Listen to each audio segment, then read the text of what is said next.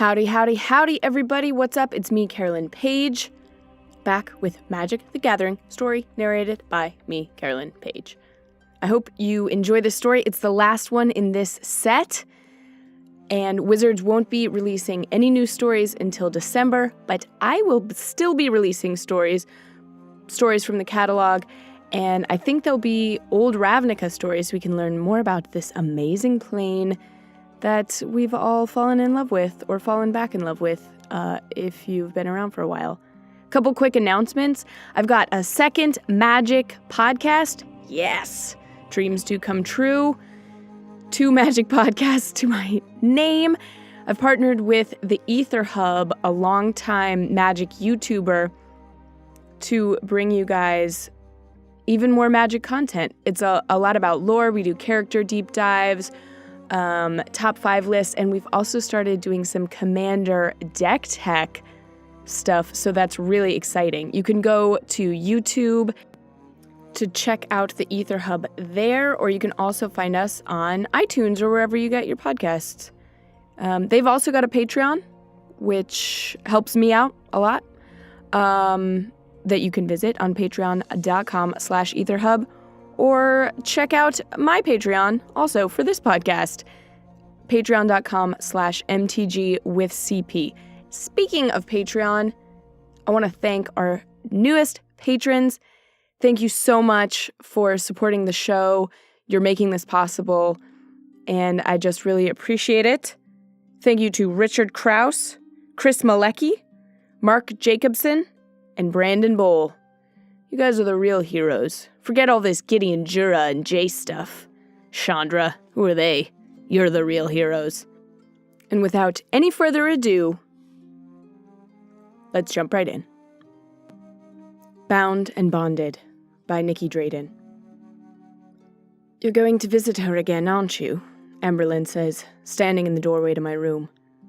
Technically, it's her room, but she's been letting me crash here for the past few months, since the accident. Her voice is calm, but her eyes crinkle at the edges, deepening toward her temples where the smoothness of her skin turns to rough bark. It's an obvious tell for the frustration she's harboring, a tell since we were kids. I'm just going to drop off a little money for the orphanage, I say. It's the least I can do. That's good, Tarek, it really is. But at some point we're going to have to talk about what's healthy grieving and what's obsession.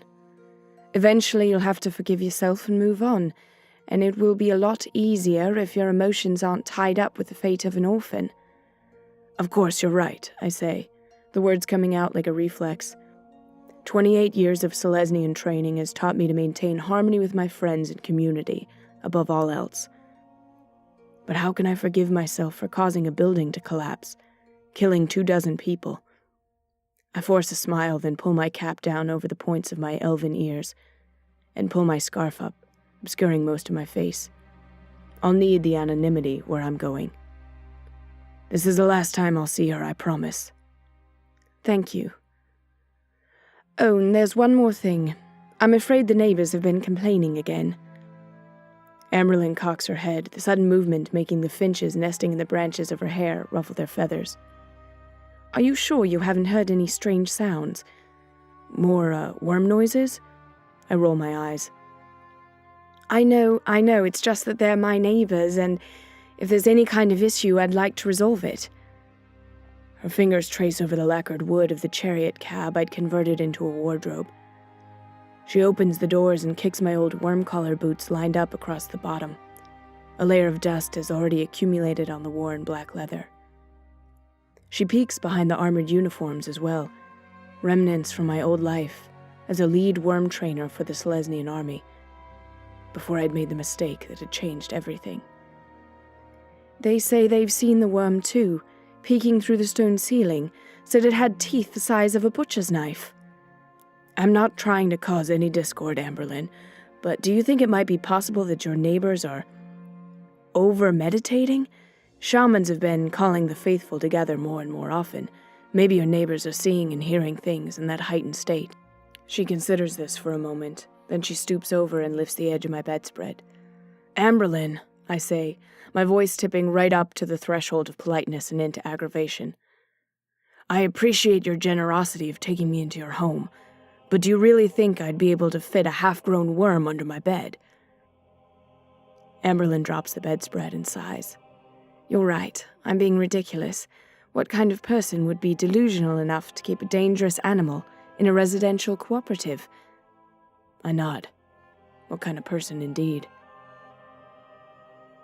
The tall, dark spires of Orzhov cathedrals loom above, seeding tension throughout my body. The entire skyline looks as if it's been smudged by soot, with arched stained glass windows glinting orange as the sun starts its descent.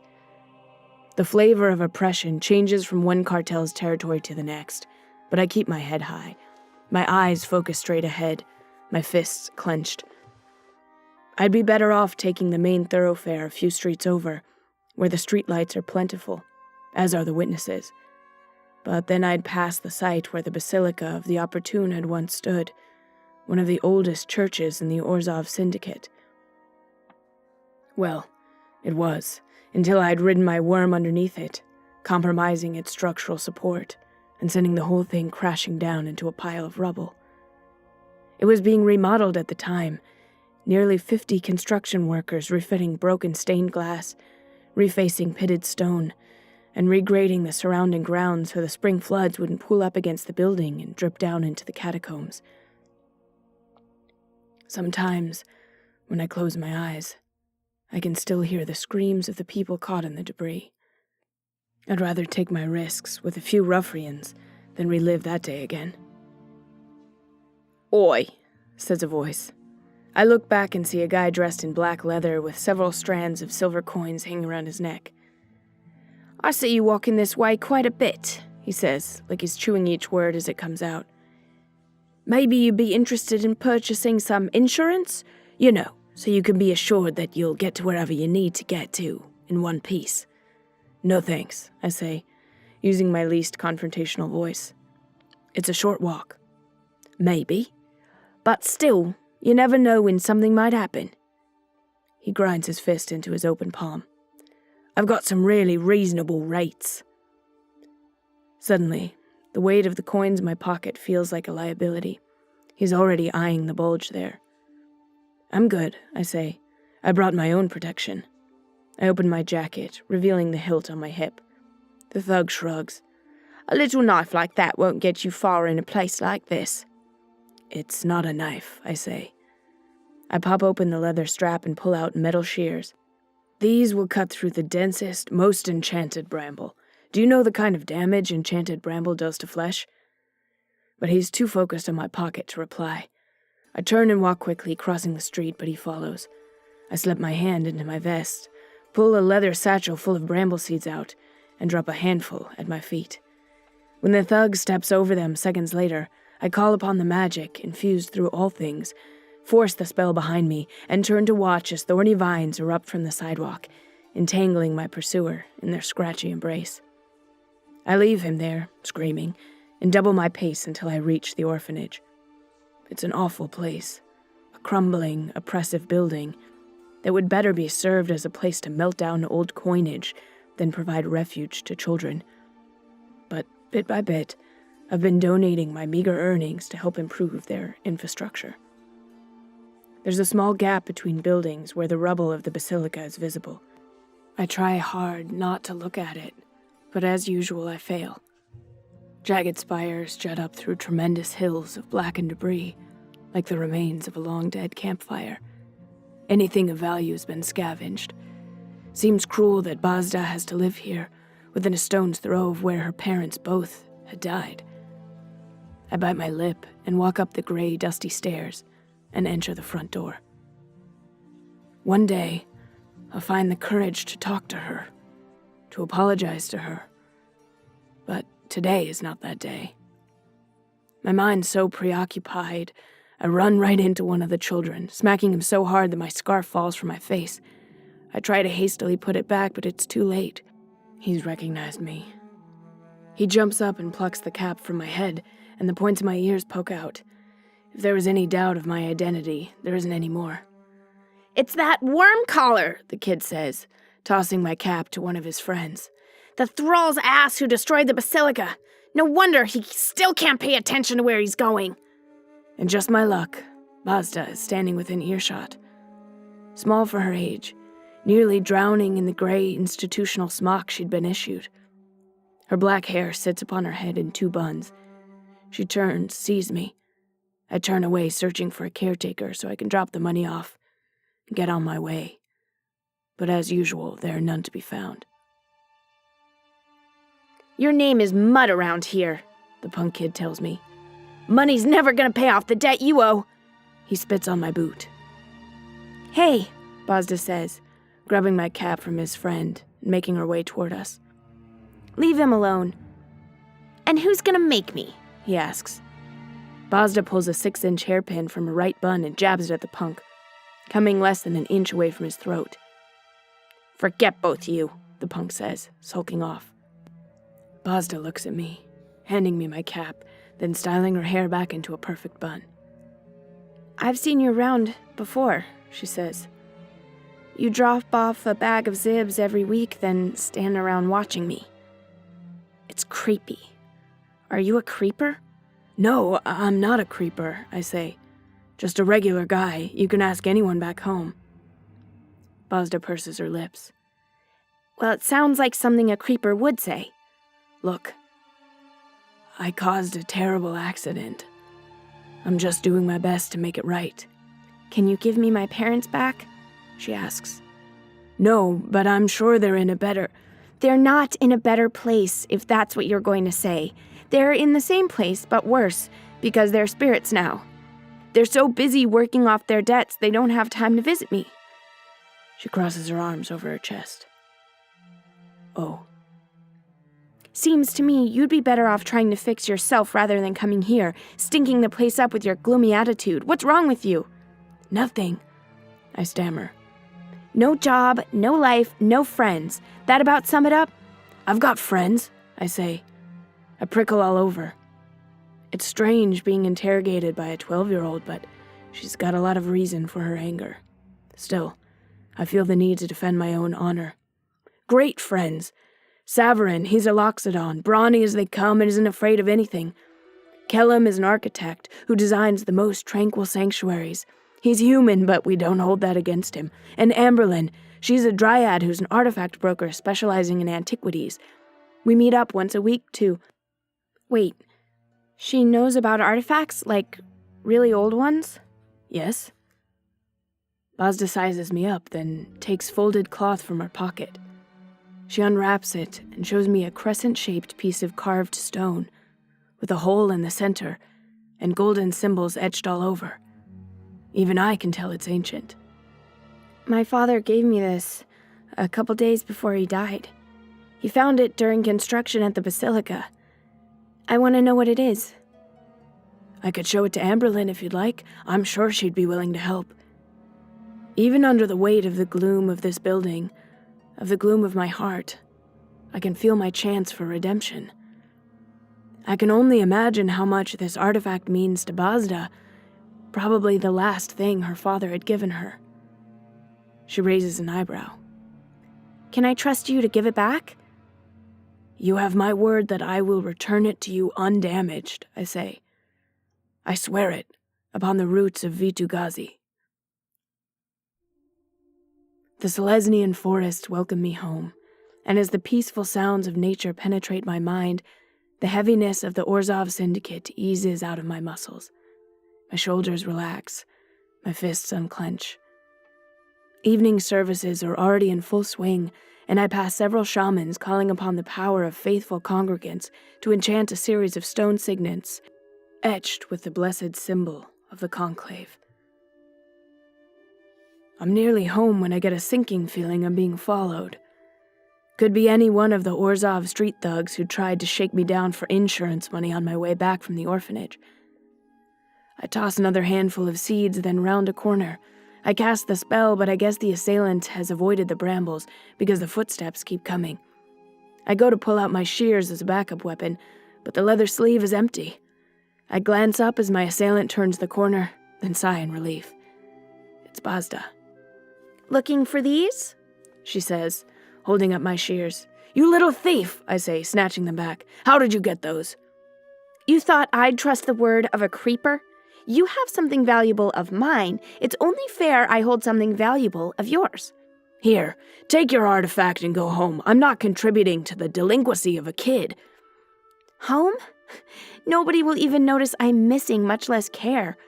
And besides, you'd have me traveling the streets at this hour? By myself? I've seen your work with a pair of hairpins. You'll be fine.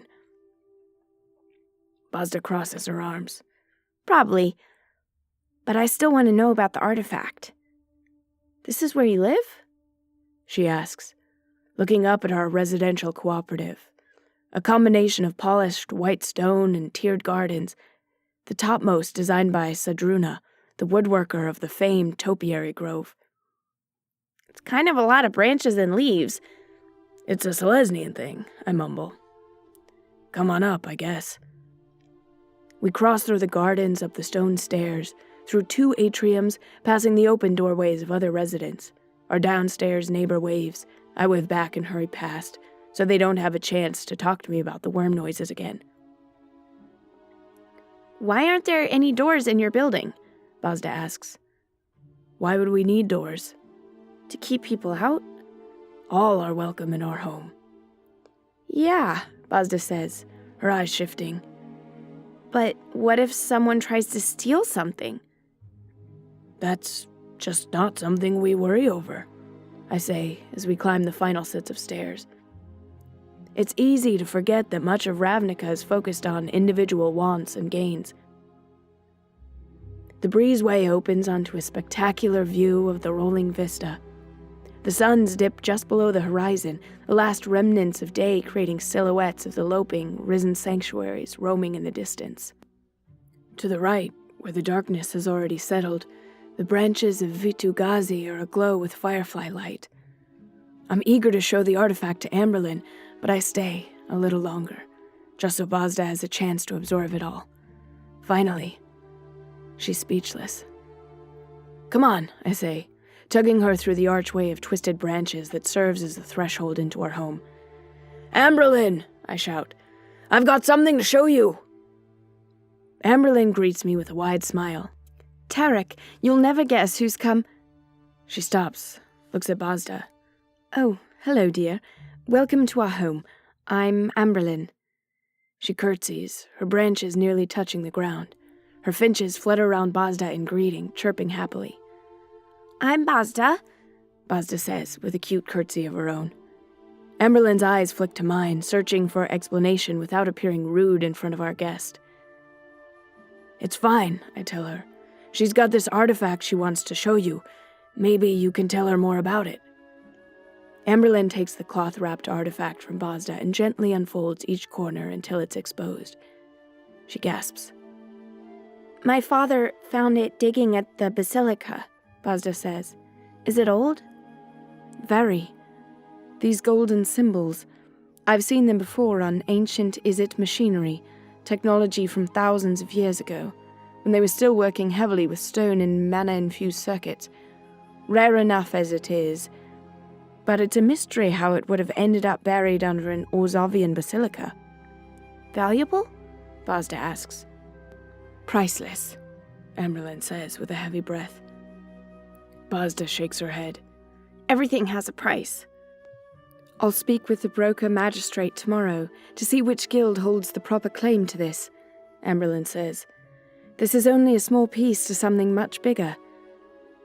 Maybe someone's already found the rest of it, I say. I doubt it. Word travels fast among antiquity brokers. I would have heard something. Tarek! Comes a voice from our dining room. Out steps Savarin, his trunk raised in excitement. He hustles over to us, arms outstretched. Peace and tranquility to you, my friend. Peace and tranquility to you as well, I say, carefully angling myself between his tusks and falling into a warm embrace.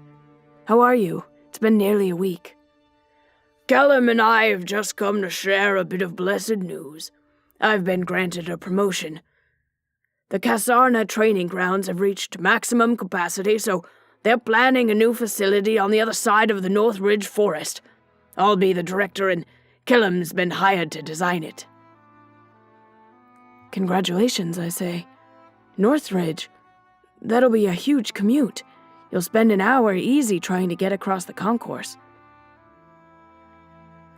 Saverin exchanges an anxious look with Amberlin. After a long, thoughtful moment, she nods. We're not commuting, Saverin says. We're moving to be closer to... Moving, I shout. I bite my tongue and try to be a good Selesnyan, ignoring the pain tearing through my heart, and instead nurturing the tranquility within me. I mean, moving, of course, that would definitely be more convenient for you. I smile so hard I feel like my teeth are about to shatter. Finally, I just can't take it anymore and storm off into my room. Tarek, Amberlin says, easing her way as the others crowd in the doorway. It's going to be fine. We can visit any time. I know, but it won't be the same. Our group is dissolving. This news hits me harder than losing my job and my reputation had. I can't let this be it for our friendship. What if we could have one last adventure together? I ask them, before everyone's spread out all over Ravnica. That's a great idea, says Amberlin. We can visit the topiary gardens next week. We'll pack a lunch and... That's just an outing. I want to do something we'll never forget. I think we should go find out what else is hiding under the Basilica. Why can't we be the ones to discover it? Amberlin shakes her head, then takes a seat on the edge of my bed. Something that old is likely buried very deep. It'd be impossible to dig without the whole of the Orzhov Syndicate converging on us. What about a worm? I ask. We can dive as deeply into the ground as we want, no digging. I channel a calling spell, something like a whistle to our ears, but like a bright homing beacon to a worm. The mattress shifts under Amberlin, and she jumps up, watching as my bed becomes a lumpy mess. You were hiding a worm under your bed, she says. I shake my head. Not quite. The worm is my bed. The bedspread is tossed off, and so is a thick layer of quilting covering a wooden pallet. Everybody stay calm, I say as the worm uncoils from the tangle of sheets. Her beady eyes are trained on me, and her mouth hangs open, saliva dripping from row upon row of razor-sharp teeth. Good girl, I say, tossing a stick of rack-tusk jerky into her open maw. She's young, just over a year old and already 1 ton of pure muscle. Amazing, Basta says, daring to step near. Can I pet her? Sure, I say. Absolutely not, Amberlin says, snatching her back. She's harmless, I say. To friends, anyway. I raised her from a hatchling. I can't believe you've been hiding this thing in my home, Amberlin says, real irritation in her voice. And now you want us to follow you into one of the most corrupt areas of Ravnica, looking for treasure with a runaway orphan. I'll go, Saverin says. Tarek's right. A major bonding event in the form of an adventure would provide a positive transitional structure to a long-distance friendship. I'll go too, says Killam. I've got to admit, I'm curious about what lies beneath the building. Come on, Amberlin. You know Izzet will scrap it to make some bigger and better invention, and Orzhov will just sell it to the highest bidder. Amberlin goes up to the artifact, a gleam in her eyes. Okay, we'll take a look. Just a look. If anything feels wrong, we're leaving immediately. I grin. First sign of trouble and we're out of there. I promise. The worm cuts a path through solid rock, subsonic frequencies temporarily rendering stone into a state of liquid, allowing us to avoid the evening traffic and any shakedowns by Orzhov gangs. I'm armored to the teeth in my old worm caller's uniform, my plating shielding me from the burn of the melted rock that surrounds us. The others are crammed into the fortified chariot cab that had previously served as my wardrobe. We're nearing the side of the collapsed basilica, but the worm is drifting back up towards the surface. I pull her reins, bidding her to dive deeper, but she's resisting. I scratch her on the side, right behind her ear divot. She purrs and calms some, though from the tense way she's holding herself, I can tell she's still hesitant. It doesn't matter in the end, because she delivers us to a long, rectangular catacomb chamber beneath the collapsed basilica. "What's wrong, girl? Did something spook you?" I pet my worm's snout and give her a treat as the others disembark.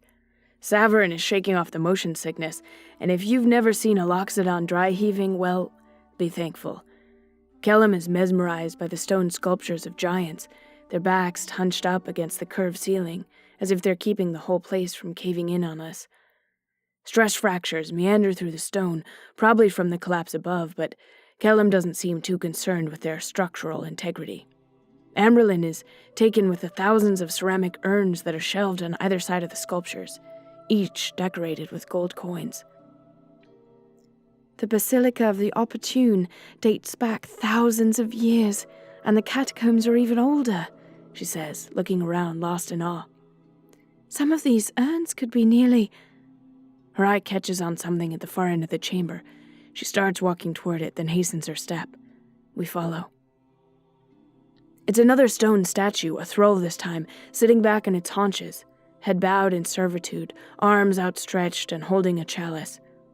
The chalice is covered in layers of dust, but I can feel the mana streaming off it. It's an artifact. Amberlin blows the dust away, revealing finely etched pictograph with emeralds lining the cup's rim. Carefully, she tries to dislodge the artifact from the statue's grip, twisting it to each side. Without notice, the entire statue tilts backward, receding into the wall, taking Amberlin with it.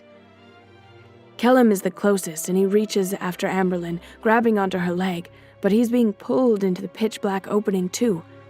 Saverin gets a good grip with his meaty hands, and Baza and I help to steady him. Working together, we heave, and Amberlin is nearly out, but the vigor of our rescue has caused the stone around the statue to fracture.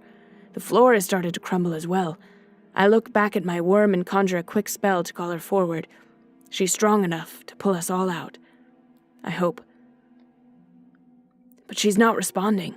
I whistle again and she bristles, shaking her head like she's trying to rid herself of her harness. "Come on, girl, I've got some jerky for you." She inches forward, eyes wide and crazed, but right before she makes it within arm's reach, she reels back and makes a jump for the ceiling. Stone goes liquid, and then she's gone. Tail whipping through and stone solidifying again, half a second later. I call for her twice more, but something's frightened her, and she's not coming back. Then the entire floor gives out, and there's nowhere for us to go but down. We're coughing rubble for a full 5 minutes, but the only casualties are some bruised ribs, a chipped tusk, and our pride. We've fallen 15 feet, maybe 20, into some kind of corridor. I feel awful and cast an area healing spell to help with the scrapes and cuts. I'd promised we'd be gone at the first sign of danger, and look at us now. Stuck. "It'll take a while, but if we can stack the broken stone, we can make a set of stairs leading back up," Saverin says, lifting a boulder like it's filled with air. I lift a smaller, less impressive rock and stack it next to his. Sounds like a solid plan. Amberlin cuts her eyes at me, an unmistakable "I told you so" forming on her lips. But even completely out of her element, she clings to the harmonious tenets of the conclave. "Yes," she says, straining to keep her smile from turning to bared teeth. "It sounds like a good plan." "You're mad at me," I say to her. "I get it.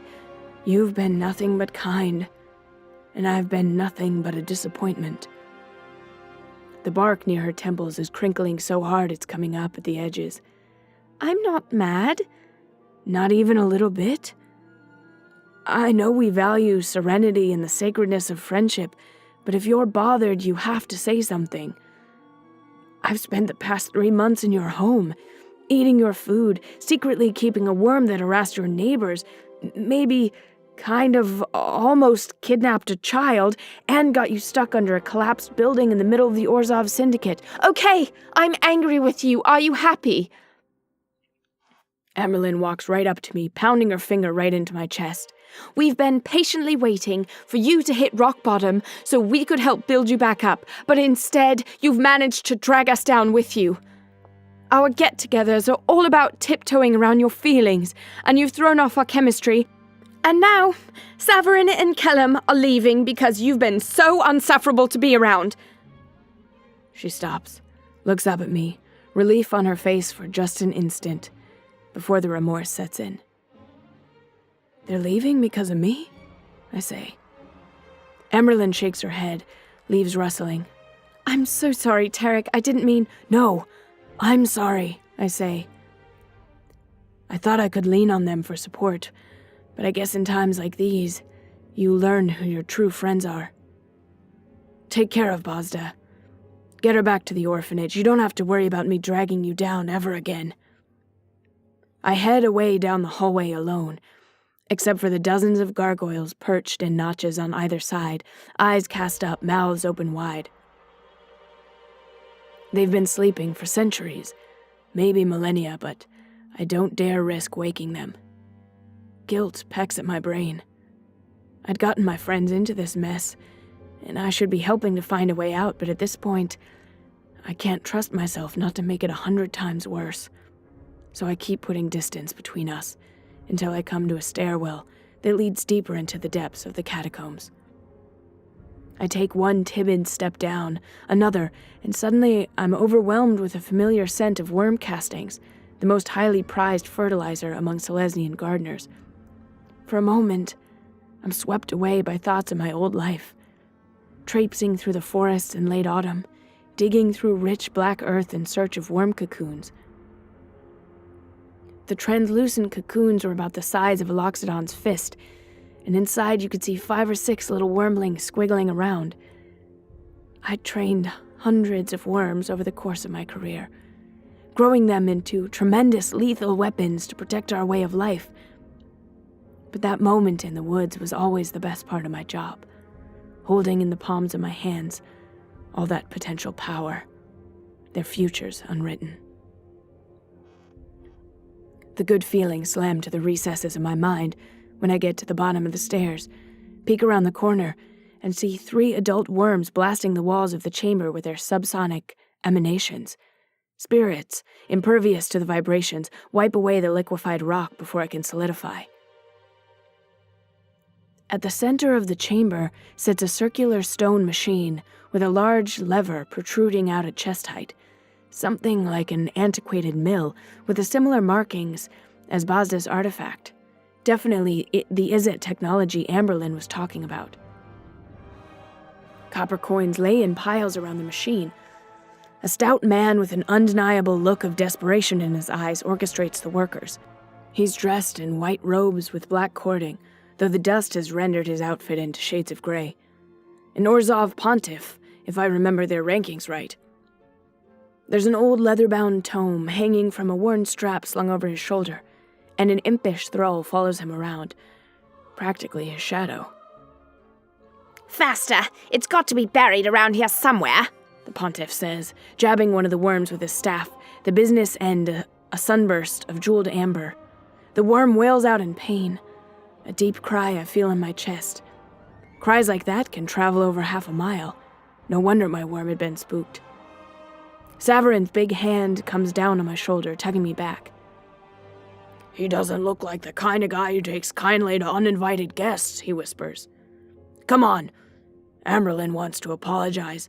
Then we can work on getting out of here. Another thump hits my shoulder. It's not Saverin's reassuring hand this time, though. I don't dare twist my head.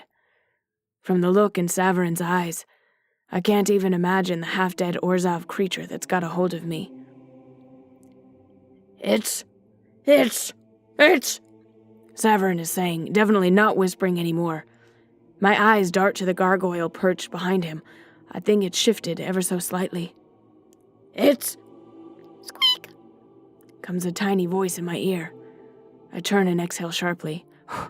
It's just a rat. I pull it off my shoulder and show Saverin. His hands are clasped over his mouth, stifling a scream, but a little trumpet of fright escapes his trunk. Now the gargoyle behind him is opening an eye, It sees us, intruders, and starts shrieking. Then all the gargoyles are emitting ear-piercing sirens that echo throughout the catacombs. Before we know it, spirits have surrounded us. The pontiff elbows his way through them. "Blessed spirits, what do we have here?" says the pontiff. "Looks like trespassers, master," says his thrall, lurching forward to crouch at the pontiff's side. Its voice is a hollow, wet rasp, exactly what I'd expect from a creature molded from dead flesh. "And who knows the fine for trespassing in these sacred catacombs?" 20,000 zibs, master, says one of the spirits, eyes cast downward. Or 10,000 labor hours. "I'm guessing you don't have 20,000 zibs on you?" the pontiff says. And as he points his staff at me, the amber stone lights up, and all my valuables rip out of my pockets. My enchanted bramble seeds, my shears, and a few coins. "Those are mine," I say to him. "Ah, but the Orzhov Syndicate considers possession 99 hundredths of the law, and now I possess them." He hands the staff and my belongings to his thrall, then opens his leather-bound book and flips through dozens of signed contracts until he comes to a blank page. He taps his finger on the pristine parchment, and words bleed through, dictating the terms of my indentured servitude, and a spot for my signature and the date. "Sign it, or become worm food." Worm food seems like the easier choice, but I sign a fake name and hope for the best, knowing the others had heard the siren, alerting them to the danger. I know Amberlin's mad at me, but our friendship has deep roots, and she'll stop at nothing to find a way to free us. Once Savern is signed too, the pontiff hands us each a bucket and commands us to get to work. The spirits seem to forget that living people need breaks, and they pile up buckets of gravel faster than we can haul them off. I carry one in each arm as I walk down a short hallway that opens into another catacomb chamber. This one shelved with neatly stacked bones and skulls with coins inset into their eyes, burial practices from an even earlier era. Statues line the circular room as well. Some human, some thrall, even a vampire with her fangs bared. At the center of the chamber is where we dump the crushed stone, an ominous hole that leads further down into the forgotten histories of Ravnica. I dare to peek into the darkness, wondering how deep it goes, and if the fall would kill me or just leave me with broken bones and regrets. "You shouldn't linger," says the spirit, who's come up behind me. She dumps the contents of her bucket into the hole, worm saliva, sickly dark with yellow foam, a sure sign of a distressed worm. "Sorry," I say, hustling back ahead of her. "So what does that machine do anyway?" She looks around, then speaks with a voice so soft and scratchy it turns my skin to goose flesh. "It mints gold coins out of copper. Some is it invention that was stolen by Master's great-grandfather 12 generations back. He used it to amass a great wealth that launched him into a position with the elite. The family's dirty little secret." "But it's missing a piece," I say, and immediately regret it. But instead of the spirit looking suspicious about how I know that, she seems racked with guilt. Somehow, despite being an apparition, she manages to go pale. "You know where it is, don't you?" I ask her. She shakes her head quickly, but then I notice the resemblance is there. Same mousy face and slight build, dark gray hair that had probably been black in life. "You're Bazda's mother." "Please, we've already lingered too long." She runs off ahead of me and I sprint after her. "She misses you. She's here, in the chamber just above. Let's sneak out of her when the pontiff isn't looking." "We can't. We're bound by contract. The law magic would pull us right back here if we dared to run away." "Caden, Zavora, you're late," the pontiff says when we arrive back. He passes his staff to a thrall attendant, then cracks open his tome. "One day add it to your debts." Zavora makes a tiny scratch onto a long row of marks. The pontiff then flips to my page. I feel the strain of the law magic, forcing my hand to make the mark. There will be plenty more of those to come. The pontiff laughs. I tense, and suddenly the weight of the contract sinks in. I'm going to be indebted to him forever. And not even death, especially not even death, will free me, unless I make a move right now. I grab the book, then run over to Saverin, who's carrying 3 full buckets in each hand. He drops them as I toss the book to him. "Rip it up," I say. "Rip it all up and we'll be free." Saverin obeys, and his big hands crack the binding of the book, while I hold the pontiff back. Pages rip next, and the book is nothing but shreds. I think I can feel the contract's bonds weakening already. Who are you anyway, Cadin? The pontiff says to me, looking searchingly into my eyes, like maybe he's recognized me. And what were you doing down here? Nobody and nothing, I say. We'll see about that.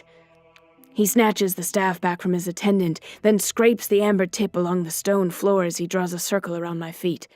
Suddenly, I'm standing as straight as a board, and my tongue feels like it's been transformed into a weapon.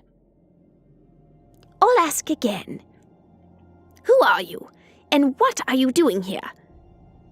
My name is Tarek, and my friends have come down here looking for treasure to bond our relationship after I ruined everything by steering a worm under this very basilica and causing it to collapse. I hadn't meant to say any of that, but he's put me under the influence of a verity spell, a strong one, and my own words betray me. But there's one thing I cling to with all my might, our only piece of leverage, that Bazda has the missing piece of the machine. I meditate, surrounding that thought with mental armor. I thought you looked familiar, the pontiff says. You can ease your conscience, Tarek. You and your worm were just in the wrong place at the wrong time. Seems I got a little too ambitious with the digging down here and knocked out some of the support structures I shouldn't have. But it's good to know you have more friends around. I'll use every set of hands I can get. The pontiff sends a group of spirits to retrieve my friends, then waves his staff in the air, leaving wisps of gray smoke trailing behind it. The smoke sinks down to the ground, covering the scraps of parchment and ripped binding in an eerily glowing fog. Then the pontiff reaches down into the mist and pulls back a perfectly bound book, pages all intact. He looks at me and smiles. Oh, you're going to be in debt to my family for generations.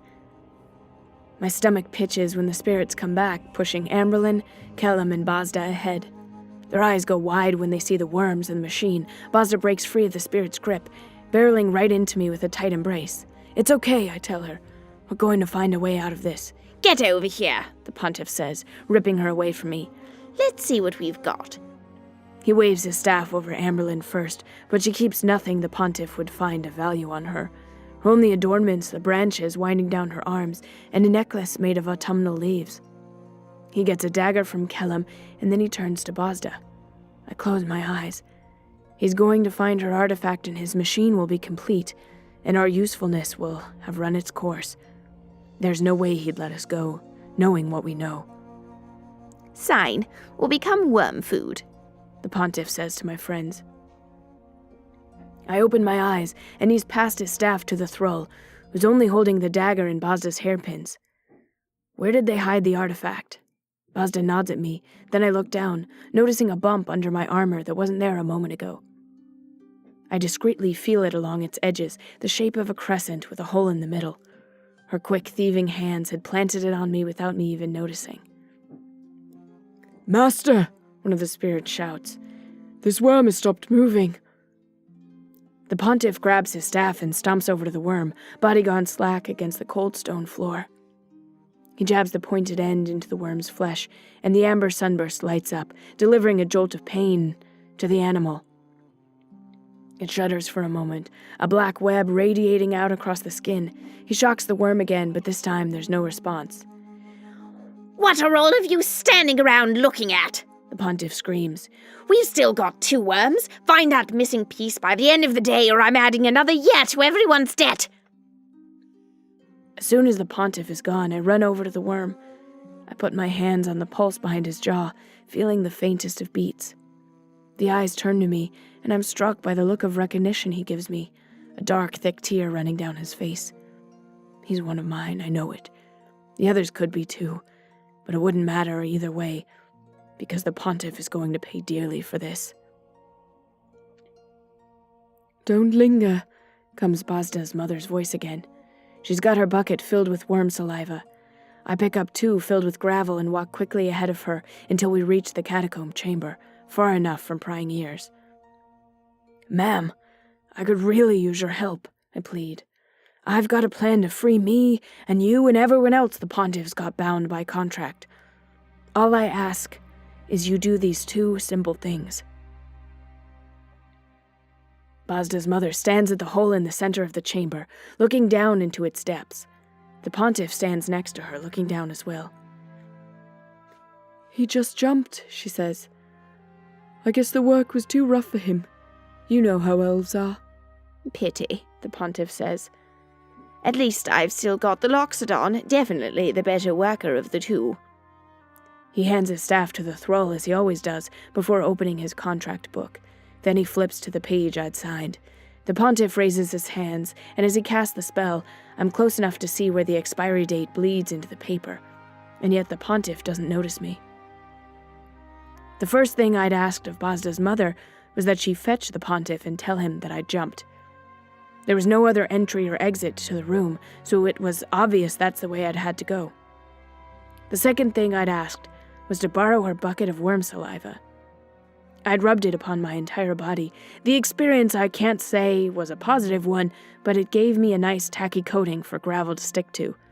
After 2 applications, I looked as much like a stone statue as any of the others lining the walls.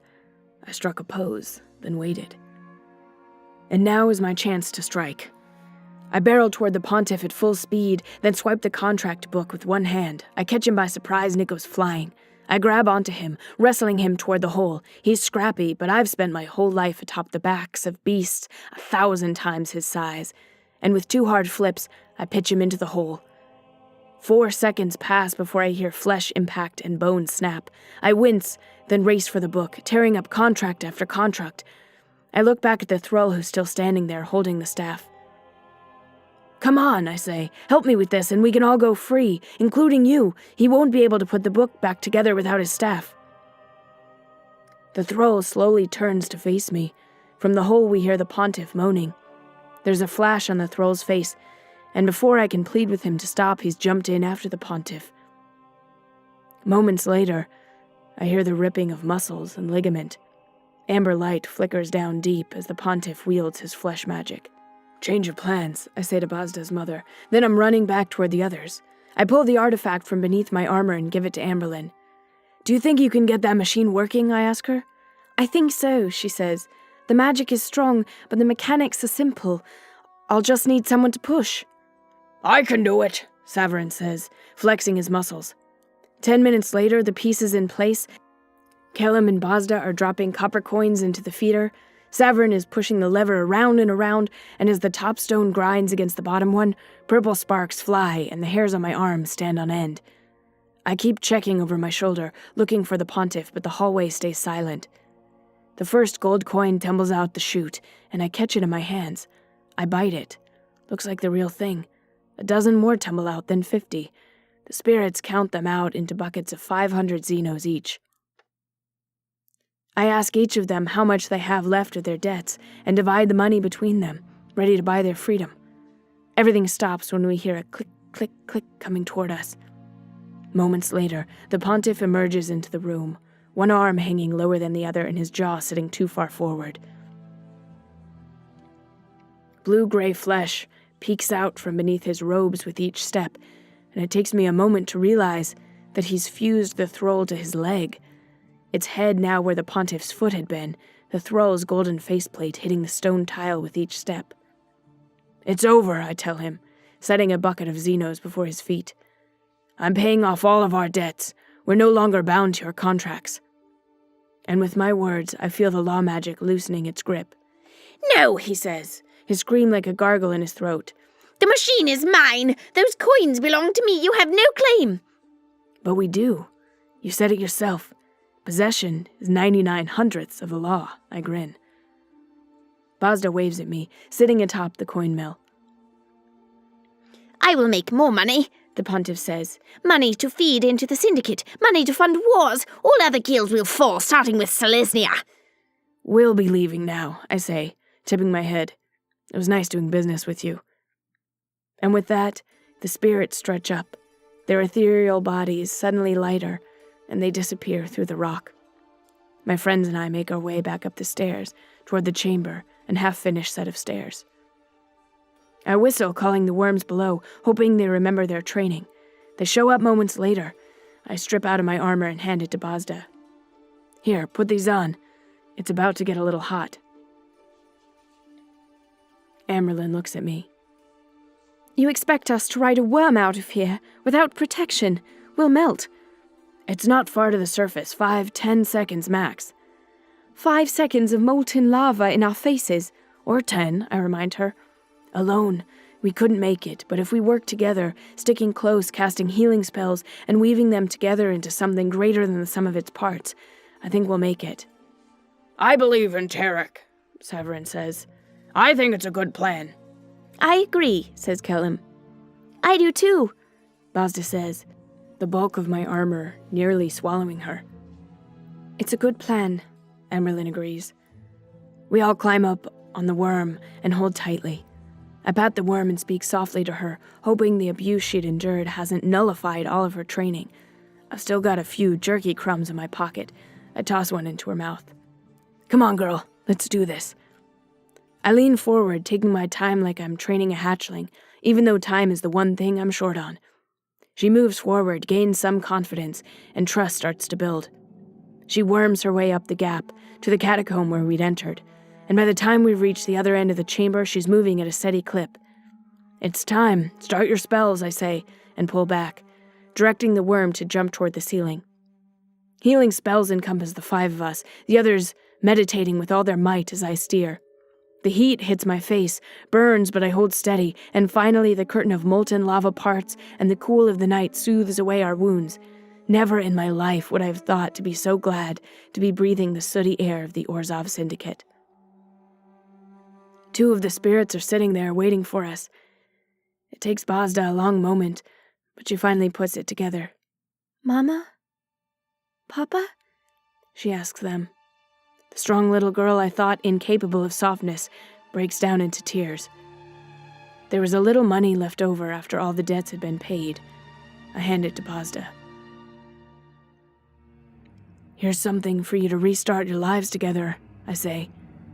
Thank you, Bazda says. But that man, won't he keep using the machine? Won't he make war?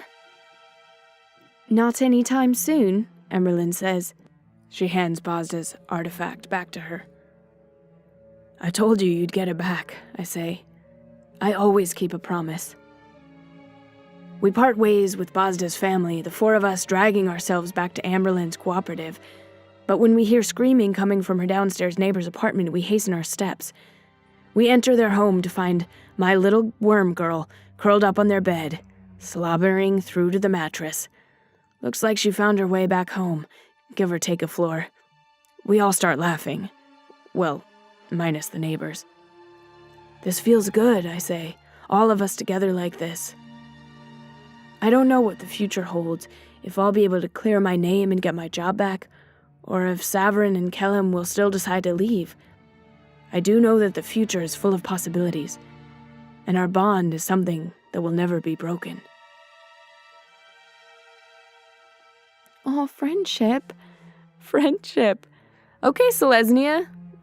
I really liked that. And I also feel like maybe that's the guild that I identify with.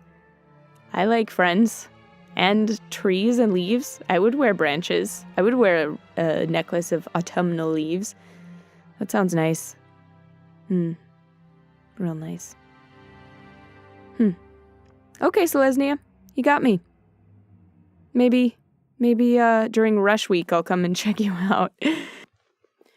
So, I haven't played Selesnya much on Arena, but I have been playing a ton of Arena. It's so fun, just drafting. It's great. And I've been working on a constructed deck, which I almost never do. Don't usually play that format. It's usually just Commander is life, or drafting. But I've been working on an Is-It deck that I've titled Izap. So if you guys are ever playing on Arena and you come across someone, player with the handle Lady Gandalf, that's me. That's me. Lady Gandalf. Some of the handles are really crazy. I played against someone yesterday whose handle was aluminum foil, which I actually thought was kind of great. And then someone else's handle was just dance. Just the word dance. How do you even get that? It's amazing. Anyways. So yeah, that's it for me. That's it for these stories. These ones are done, but I will be releasing stories every Wednesday for the next Wednesdays until Wizards starts up again, releasing the new stories. And if you want even more magic stories, audiobook style, become a patron, and you can listen to some new audio stories every month. Pretty cool. I'm working towards my goal of, my Patreon goal of getting enough patrons to be able to fund the recording of a full novel audiobook style, a full Magic the Gathering novel, which would be so fun, but it takes a lot of time and a lot of work. So, yeah, so hop on and support. Support your girl. Me, Carolyn Page. That's me. Day-to-day. What if there was a cowboy planet? What if there was a cowboy planet that we went to? That could be fun. Yeehaw! I wonder what kind of characters would talk with a cowboy voice. It kind of sounds like Tarkir. Is that weird? I don't know. Anyways, thank you so much for listening. I hope you've really enjoyed all these stories. And I'll see you next week. All right. Ciao for now. Happy planeswalking. Thanks so much for watching our latest video here on the Aether Hub. Our channel only exists thanks to fans like you and those who've joined the Vorthos Army over in Patreon. Many thanks to our latest supporters, David Coulterman, Peter Jadalrab, Anton Thorne, Daniel Vincent, and Marcirio Pajeo. Welcome to the Vorthos Army! The same goes for all of the lore legends that you see in the credits, the supporters who make this channel possible. As always, thanks so much for watching today. I'm Carolyn Page, and you are the Vorthos Army.